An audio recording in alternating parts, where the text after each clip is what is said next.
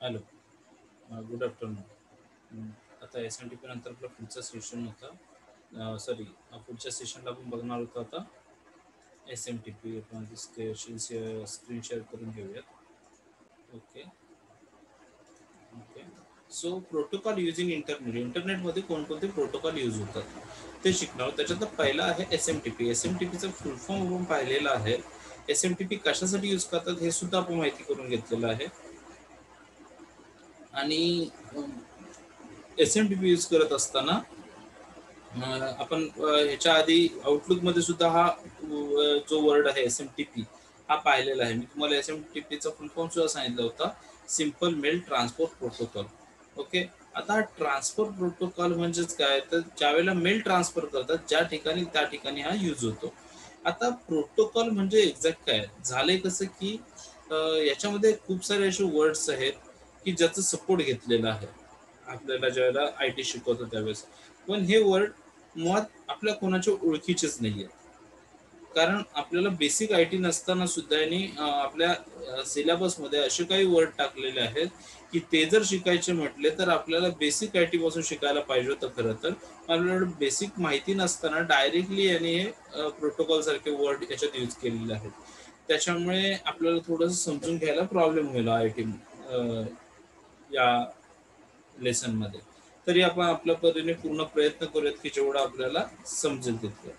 So S M T P, the internet standard for email is the simple mail transfer protocol. आता हा एक protocol आहे. जसं की तुम्हाला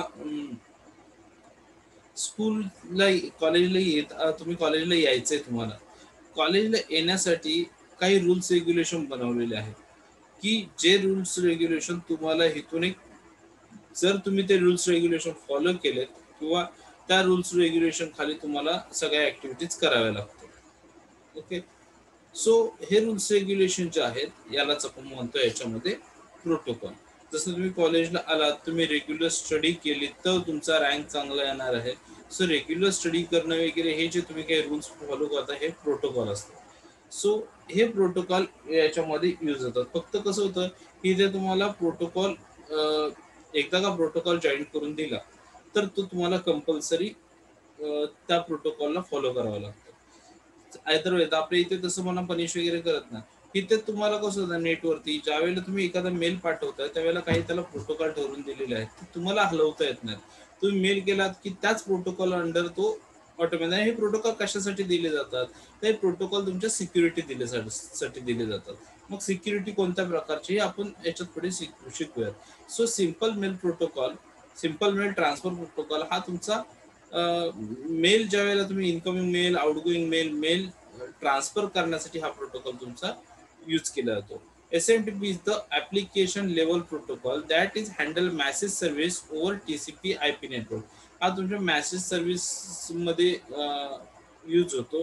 TCP किंवा IP नेटवर्क मग अशा आपण पाहिले त्या TCP आणि IP सारख्या नेटवर्क मध्ये याचा यूज होतो.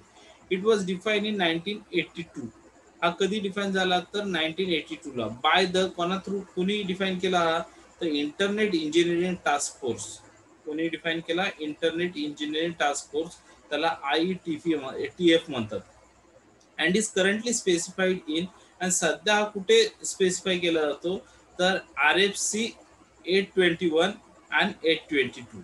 आता RFC 821 822 काय आहे हे जर शिकायचं असेल तर आपल्याला बेसिक, म्हणून मी म्हटलं काही वर्ड असे आहेत की त्याचा बेसिकशी संबंध येतो आणि आपण बेसिक ऑलरेडी शिकलेलो नाही होते ते.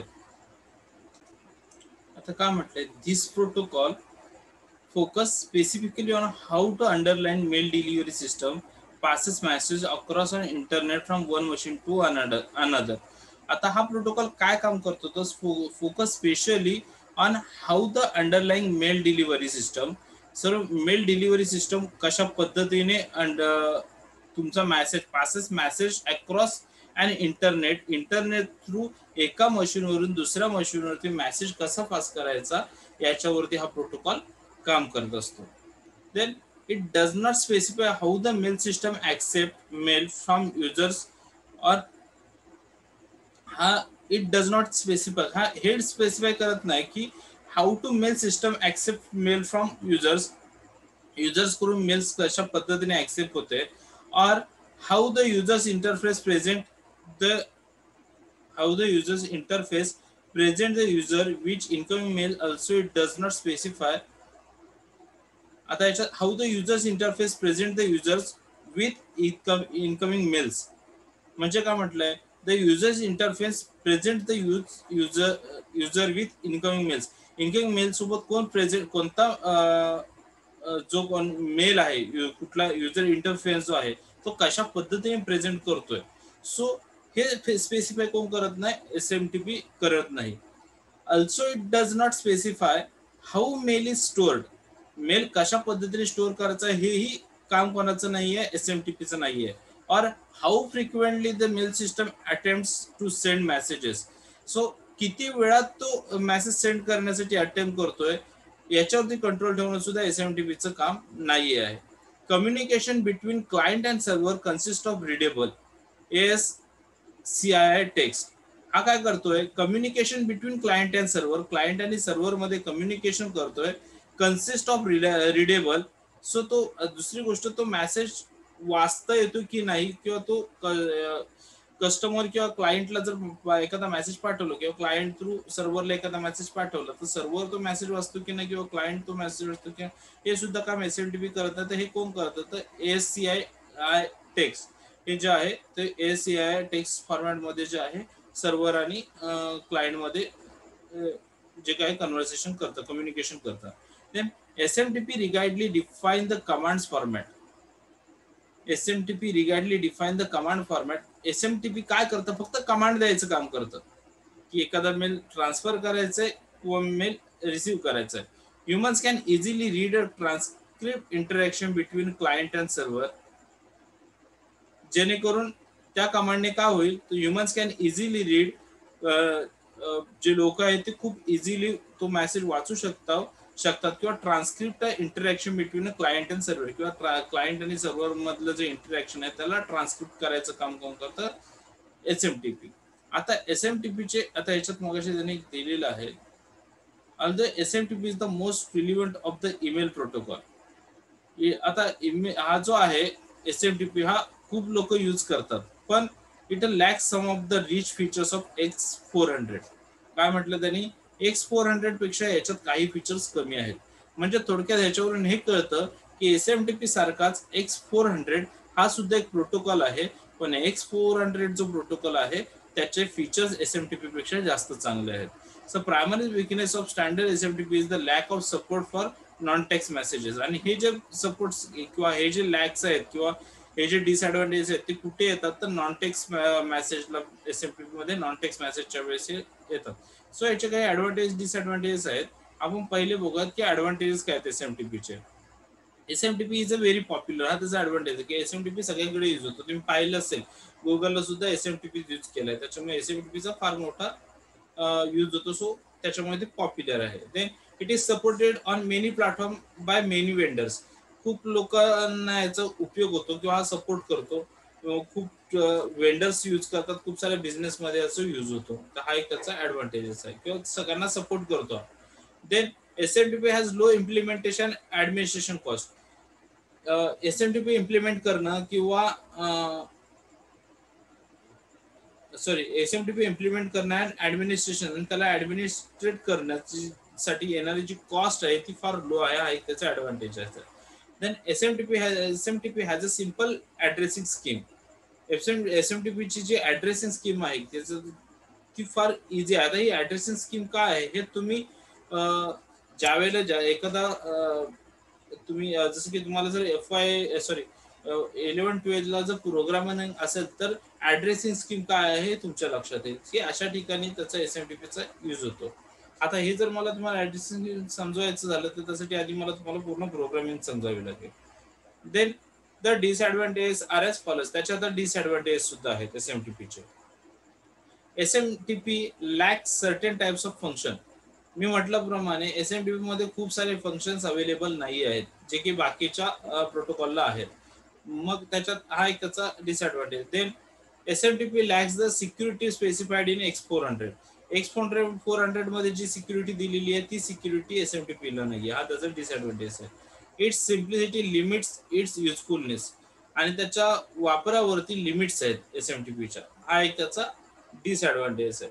त्याच्यानंतर येतं FTP.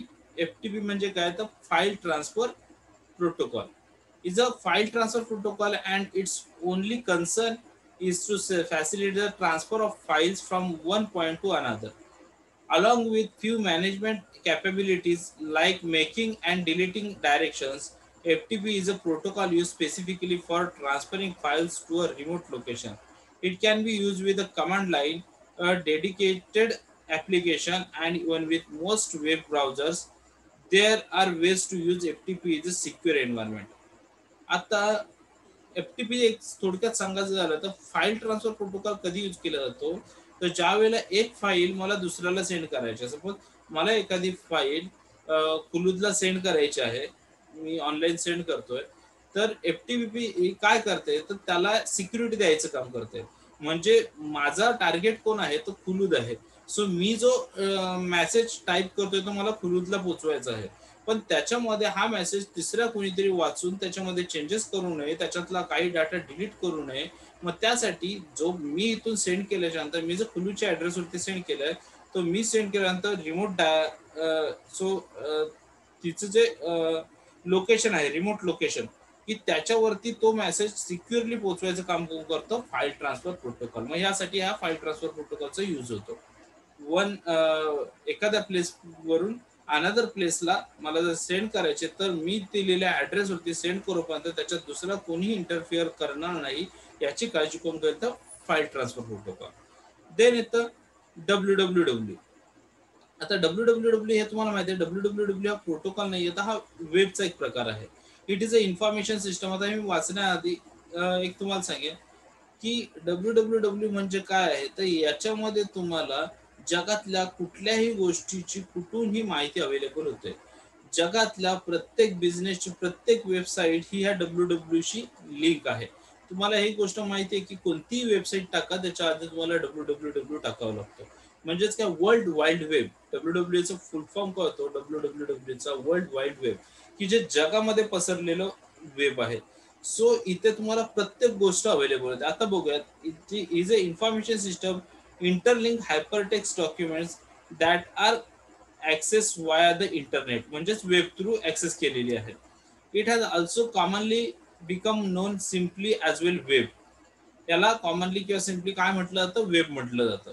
It is a repository of information link together from points all over the world. जगातल्या प्रत्येक पॉइंटवरची इन्फॉर्मेशन ह्याच्यात तुम्हाला सापडते. It is flexible, portable and user friendly. हे फ्लेक्झिबल आहे, पोर्टेबल आहे आणि युजर फ्रेंडली आहे. It consist of all the public websites connected to the internet. हे काय करतं, तर सगळ्या प्रकारच्या website internet world wide, so internet through world wide पोचवायचं काम, कनेक्ट करायचं काम कोण करतं, WWW.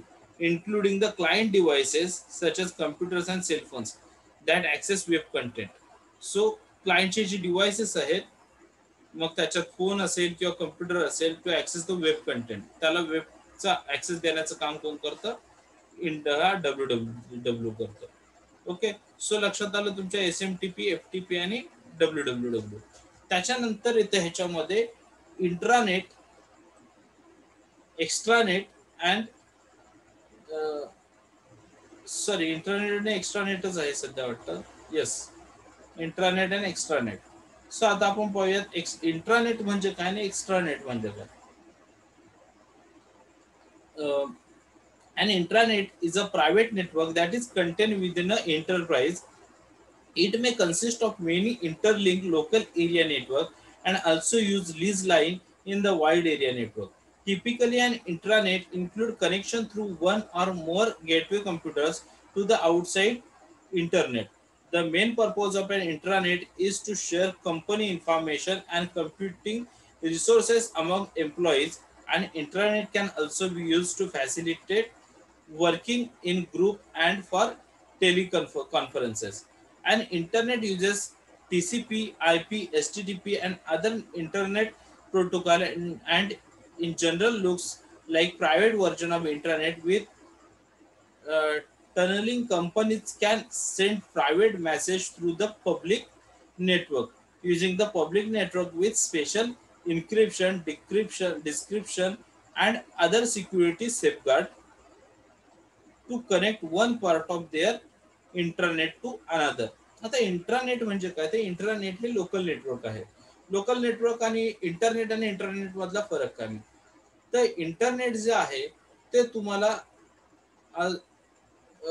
म्हणजे तुमच्या इंडस्ट्रीच्या बाहेरचे डाटा सुद्धा तुम्ही इंटरनेट थ्रू ऍक्सेस करू शकता किंवा ट्रान्सफर करू शकता. इंटरनेटला तसं नाही, तर इंटरनेट हे लोकल एरिया नेटवर्क आहे. लाईक आता इंटरनेट, सपोज आपल्या कॉलेजला जे इंटरनेट बसवलेलं आहे आणि आहे ऑलरेडी आपल्या कॉलेजला इंटरनेट, ते काय करतं, सो ते फक्त कॉलेज इंटरनल कॉलेज पुरतं तो इंटरनेट मर्यादित असतो. इंटरनेटचा अजून एक फायदा असा आहे की इंटरनेट जरी नसेल तरी तुम्ही इंटरनेट यूज करू शकता. मग इंटरनेट आणि इंटरनेट मधला फरक काय, सो तुमच्या आता कॉलेजमध्ये आपला सपोज हातवेचा ब्रॉडबँड घेतलेला आहे. सो हातवेच्या ब्रॉडबँड थ्रू सर्व्हर कनेक्टेड आहे. आता त्या सर्व्हर थ्रू आपल्या कॉलेजेसमध्ये जेवढे पीसीज आहेत, मग सपोज आय टी लॅबमध्ये 30 पीसी असतील, CS लॅबमधले 30 पीसी असतील, तुमच्या क्लासमधला पीसी असेल, प्रत्येक क्लासमध्ये आपला पीसी दिलेला आहे तो पीसी असेल. सो हे सगळे पीसी त्या सर्व्हर थ्रू एकमेकांना कनेक्टेड आहेत. आता जर मला एखादी फाईल ट्रान्सफर करायची झाली, आपल्या SYVMH च्या क्लासमध्ये जो पीसी आहे त्याच्यावरून मला एखादी फाईल जर ऑफिस मधल्या समाधान सरांच्या पीसीला ट्रान्सफर करायची झाली, तर मी विदाऊट इंटरनेट सुद्धा ते ट्रान्सफर करू शकतो. कारण ते लॅन थ्रू, आता लॅन काय आहे हे आपण पुढे बघणारच आहोत. लोकल एरिया नेटवर्क, ते वायर तुम्ही माहिती आहे तुम्हाला कनेक्ट केलेली आहे, RJ45 त्याला पुढे लावलेलं असतं त्याच्या थ्रू. सो ती मी सर्व्हर थ्रू डायरेक्टली त्यांना पाठवू शकतो. मग त्यासाठी मला इंटरनेटची गरज नाहीये. पण आता आपला इंटरनेट जो आहे तो फक्त सर्व्हरला कनेक्ट आहे, पण सर्व्हर थ्रू या इंटरनेट थ्रू आज आपण सगळ्या क्लासेसमध्ये फिरवलेलं आहे, सगळ्या क्लासला. पण हे कुठे चालतं, जिथे स्पेसिफिक लोकल एरिया नेटवर्क पुरता चालतो. हा तुम्हाला जर म्हणाल इंटरनेटचा यूज तुम्ही पूर्ण खेडमध्ये कराल ICS थ्रू, तर तो करता येत नाही. कारण त्याच्यासाठी जो एरिया आहे तो लिमिटेड असतो, त्याच्यामुळे ह्याला इंटरनेट म्हटलं जातं. सो इंटरनेट हा थोडक्यात इंटरनेट असं म्हणणार तुम्ही, की आतमधला फक्त तुम्हाला इंटरनल पार्ट त्याच्यात इन्क्लूड होतो, त्याला इंट्रानेट म्हणतात. Then how internet are use, like the internet itself. हा इंटरनेट सारखाच आहे, पण हा स्वतःचा एक इंटरनेट आहे, स्वतःच internet. Internets are used to share information, secure intranets, and now the fastest growing segment of the internet because they are much less expensive to build and manage than private network based on proprietary protocol. Typically, larger enterprises allow users to within their intranet to access the public internet through firewall servers that have the ability to screen message in both directions, so that company security is maintained when part of intranet is made accessible to customer, partners, suppliers, or other outsiders company. That part of becomes part of extranet. So आता इथे internet, so इंटरनेटमध्ये तुम्ही फक्त internet use करू शकता. दुसरी गोष्ट, याचा एक फायदा आहे कशासाठी केलं जातं, सो याच्यावरचा खर्च वाचतो. जर आता मला इंटरनेट घ्यायची वेळ आली असती तर मला प्रत्येक क्लासमध्ये वेगवेगळे इंटरनेट ब्रॉडबँड घ्यावं लागलं असतं, मग मला त्याच्यावरचा खर्च वाढला असता. दुसरी गोष्ट, मला प्रत्येकाला वेगवेगळी सिक्युरिटी द्यावी लागली असती. सपोज मला एखादी वेबसाईट हार्मफुल वाटते तर मी ती ब्लॉक केली, सो मी एक ठिकाणी ब्लॉक केली, पण इंटरनेट असतं तर मला प्रत्येक ठिकाणी ब्लॉक करावं लागलं. आता काय झालंय की इंटरनेट फक्त माझ्या सर्व्हरला कनेक्टेड आहे आणि सर्व्हर थ्रू मी बाकीचे सगळे इंटरनेट थ्रू मी बाकीचे सगळे पीसी कनेक्टेड आहे. सो जे इंटरनेट माझ्या सर्व्हरला येतो तिथं जर मी त्याला काही रिस्ट्रिक्शन्स दिल्या, काही वेबसाईट ब्लॉक केल्या, तिथे मी त्याला काही सिक्युरिटी दिली, तर ती माझ्या पूर्ण इंटरनेटला अलाव होते. त्याच्यामुळे एखादी जर मी साईड हार्मफुल आहे म्हटलं तर ती माझ्या इंटरनेट कोणत्याही पीसी वरती कोणीही ती साईड ओपन करू शकत नाही. सो हा एक बेनिफिट होतो इंटरनेट. दुसरा एक इंटरनेटचा असा बेनिफिट होतो की इंटरनेट थ्रू तुम्ही जे काही शेअर करता ते तुमच्यामध्ये राहतं, तुमच्या ऑर्गनायझेशनच्या बाहेर जात नाही. त्याच्यामुळे ती एक तुम्हाला सिक्युरिटी मिळते. आता हे झालं इंटरनेट बद्दल. त्याच्यानंतर येते एक्स्ट्रानेट. आता एक्स्ट्रानेट म्हणजे काय, an extranet is a private network that uses internet technology and the public telecommunication system to securely share part of business information or operation with the suppliers, vendors, partners, customers, or other businesses. An extranet can be viewed a part of company's intranet that is extended to users outside the company. It has also been described as a state of mind in which the intranet is perceived as way to the business with the companies as well as to sell product to customers. And extranet requires security and privacy. This can include firewall server management, the issuance and use of digital certificate of similar means of users authentication, encryption of messages, and the use of virtual private networks (VPNs) that tune through the public networks. Companies can use an extranet too. आता याच्यामध्ये extranet म्हणजे काय, ते जसं हे बघितलं की हे इंट्रानेट जे आहे ते फक्त लोकल लेवलला तुम्हाला एकाच ऑर्गनायझेशन मध्ये यूज करता येतं. इंट्रानेट सेम एक्स्ट्रानेट सारखं आहे, पण हे तुम्हाला आउटसाइड ऑर्गनायझेशन सुद्धा यूज करता येतं. म्हणजे तुम्हाला ज्या ज्या लोकांना ऍक्सेस द्यायचे त्या त्या लोकांना त्याचा ऍक्सेस देऊ शकता. लाईक तुमचा वेंडर असेल, तुमचा कस्टमर्स असतील, त्याच्यानंतर अजून काय म्हटलंय त्यांनी, सप्लायर असेल. सो अशा वेगवेगळ्या लोकांना त्याचा तुम्ही काय करू शकता, ऍक्सेस. तो एक सर्कल बनतो, तुम्हाला हवा असलेला सर्कल तुम्ही एक्स्ट्रानेट मध्ये बनवू शकता की तेवढेच लोक त्याला ऍक्सेस होतात. आता एक्स्ट्रानेट फारसा यूज कुठे केला जातो तर बँकेमध्ये वगैरे. तर खूप साऱ्या बँक्स आहेत. ओके. आता सपोज आपण एखादी घेऊयात bank of Maharashtra. Bank of महाराष्ट्राची एकच ब्रँच आहे का? नाही. बँक ऑफ महाराष्ट्राच्या पूर्ण महाराष्ट्रामध्ये खूप साऱ्या ब्रँचेस असतील. मग ह्या सगळ्या ब्रँचेस एकाच एक्स्ट्रानेट अंतर काय होतात, कनेक्ट आहेत. त्याच्यामुळे त्याला सिक्युरिटी मिळते. तिसरा कोणी त्याच्यात येऊन लुडबुड करू शकतो. त्यासाठी त्याला एक फायरवॉल दिलेला आहे. Firewall server include firewall server management. एकच सर्व्हर आहे त्याचा की जो प्रोटेक्टेड आहे आणि त्या सर्व्हरला ब्रेक करता येत नाही, कारण त्याच्यासमोर एक फायरवॉल तयार केलेली आहे, एक प्रोटेक्शन तयार केलेलं आहे. ते प्रोटेक्शन ब्रेक करता येत नाही. आणि हा सर्व्हर थ्रू हा सगळ्यांना कनेक्ट आहे. जर याच्यात कोणाला जर इंटरफिअरन्स करायचंय, कोणाला जर इंटरनेट ब्रेक करायचं तर त्याच्या आधी, त्या एक्स्ट्रानेट ब्रेक करायचं त्याच्या आधी त्याला काय करायला लागेल, सर्व्हरचा फायरवॉल ब्रेक करावा लागेल. आणि फायरवॉल जो आहे तो खूप स्ट्रिक्टली इथे काय मेंटेन केला जातो. त्याच्यामुळे फायरवॉल तिथला ब्रेक करणं फारसं इझी नाहीये. ओके. देन एक्स्ट्रानेट मध्ये exchange large volume of data using electronic data interchange. आता याच्यामध्ये एक्स्ट्रानेट मध्ये काय काय तुम्हाला बेनिफिट्स मिळतात. तर एक बेनिफिट म्हणजे खूप मोठा साईज मधला सुद्धा डाटा तुम्ही ट्रान्सफर करू शकताय का इलेक्ट्रॉनिक डाटा इंटरचेंज थ्रू. आता हा काय EDI हे आपल्याला नेक्स्ट इयरला इन ब्रीफ आहे, electronic data interchange. Then share product catalogue exclusively with wholesalers or those in the trade. Share product catalogue. So तुम्हाला प्रोडक्टचं कॅटलॉग तुम्हाला शेअर करता येतो कोणासोबत, शेअर होल्डर शिवाय सोबत किंवा आणखी काही ट्रेडिंग ऑप्शन्स असतील त्यांच्यासोबत तुम्हाला कॅटलॉग शेअर करता येतो. आणि इथे कॅटलॉग शेअर केल्याने काय होतं की तो व्हायरल होण्याचे चान्सेस कमी होतात, कारण तिथे तुम्हाला सिक्युरिटी आहे. Then collaboration with other companies on joint development efforts. जर तुम्हाला दुसऱ्या एखाद्या कंपनी सोबत कोलॅबोरेशन करायचं आहे तर त्याच्यासाठी सुद्धा तुम्ही एक्स्ट्रानेटचा यूज करू शकता. Provide access service provided by an company to a group of other companies such as an online banking application managed by one company on behalf of affiliated banks. Sir तुम्हाला third company through, एखादा third party through जर तुम्ही तुमचं online payment system handle करणार असेल तर त्यांना सुद्धा तुम्ही याच्यात ऍक्सेस देऊ शकता. Then share news of common interest exclusively with partner companies. Share news of common. So common news तुम्हाला interest exclusively with partner companies. पार्टनरच्या कंपनी व्यतिरिक्त बाकीचे काही न्यूज असतील इंटरेस्टेड ते तुम्ही येथून शेअर करू शकता एक्स्ट्रानेट थ्रू. सो आता याच्यात डिफरन्स बिटवीन इंट्रानेट, इंटरनेट आणि एक्स्ट्रानेट. आता इंटरनेट जे आहे ते वर्ल्ड वाईड आहे, ते ओपन ऍक्सेस आहे. इन सिम्पल याच्यामध्ये आपण त्याचे एक घेऊयात. आपण हे वाचत बसू नका. आपल्या जे आतापर्यंत आपण 3 वेगवेगळे पाहिले त्याच्यातून मी तुम्हाला सांगू शकतो की इंटरनेट जे आहे, वर्ल्ड वाईड आहे, ते ओपन आहे, कोणीही त्याच्यात ऍक्सेस करू शकतो. इंटरनेट कोणी यूज करू शकतो. इंट्रानेट जो आहे तो लोकल एरिया पुरता मर्यादित आहे. त्या जर ऑर्गनायझेशन पुरता मर्यादित आहे तर तो फक्त त्या ऑर्गनायझेशन मध्ये यूज करू शकतो, त्याच्या बाहेर जाता येत नाही. आणि एक्स्ट्रानेट जो आहे तो तुम्हाला हवं तेवढं तुम्ही सर्कल बनवू शकता आणि तेवढा पुरतच त्याला सिक्युरिटी देऊन एका सर्व्हर अंडर ते तुम्हाला हवा असलेल्या सर्कल मध्ये तुम्ही फिरू शकता. त्याला कोणी ऍक्सेस करू शकत नाही. सो असे हे 3 प्रकार आहेत इंटरनेटचे: इंट्रानेट, एक्स्ट्रानेट आणि इंटरनेट. आलं लक्षात? त्याच्यानंतर आता आपल्याला लॅन वगैरे आहे ते आपण नेक्स्ट लेक्चरला बघूयात.